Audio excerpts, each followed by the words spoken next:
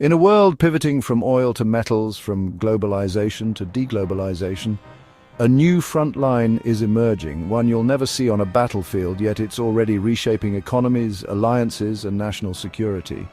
Today, we're talking about defense metals, the rare earths, platinum group metals, and minor elements quietly powering everything from unmanned drones to hypersonic missiles.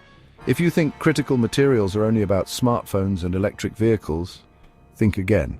Let's unpack how the race for strategic metals is redefining defense capabilities, and why securing these resources has become a geopolitical obsession.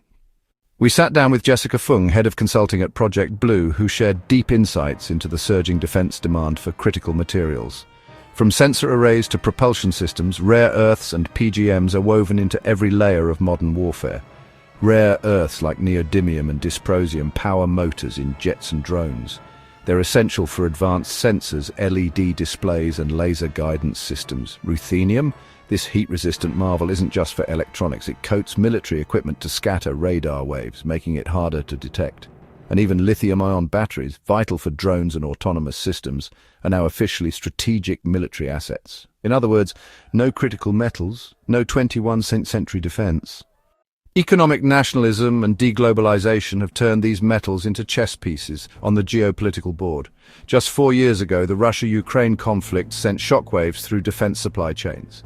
Then came China's export restrictions, gallium, germanium, rare earths, all limited or banned. And here's where it gets real. Sourcing defense-grade titanium was once as simple as ordering from Russia. Today, nations scramble to secure it elsewhere. After Russia was cut off, prices spiked, Airbus and Boeing were granted exemptions, and new players like Kazakhstan and Saudi Arabia began to emerge. It's a textbook lesson in supply chain vulnerability, and a reminder, shifting away from entrenched suppliers takes not months but years. Let's zoom in on titanium, a critical example of disruption and adaptation. Until recently, Russia was the world's largest supplier of aerospace-grade titanium. Sanctions and self-sanctions forced a scramble to replace it. By 2024, Kazakhstan and Saudi Arabia had stepped up, and the US became the top titanium exporter. But here's the catch. Certifying new titanium sources for critical aerospace use can take up to a decade.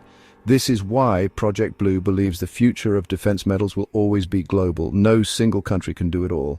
So, who's stepping in to fill the gaps? The G7 has called for expanded critical minerals supply chains, eyeing partnerships with Australia, India, South Korea, and African nations. But it's not as simple as flipping a switch. Permitting, environmental regulations, and local politics mean even known reserves can take a decade or more to develop. And the second piece of the puzzle, processing, requires rare expertise and enormous capital. Still, nations from Central Asia to South America are pushing to join the Defense Metals Club. Navigating this complexity requires data, insight, and connections. Project Blue supports policymakers and industries in 3 ways: mapping global supply chains and disruption risks, leveraging cross-commodity intelligence to spot threats and opportunities, bringing stakeholders together through global forums like the Critical Materials Forum in Berlin. This isn't just about materials, it's about resilience, security, and strategic foresight. Why Berlin? European nations are ramping up defense budgets amid geopolitical turbulence.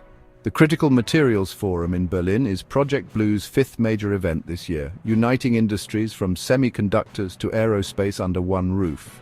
Here, leaders will tackle everything from sustainable sourcing to securing defense supply chains in an uncertain world. From the titanium in jet engines to the ruthenium in stealth coatings, critical materials aren't just commodities, they're the backbone of defense, technology, and tomorrow's economies. As economic nationalism rises, securing these metals is no longer optional, it's essential.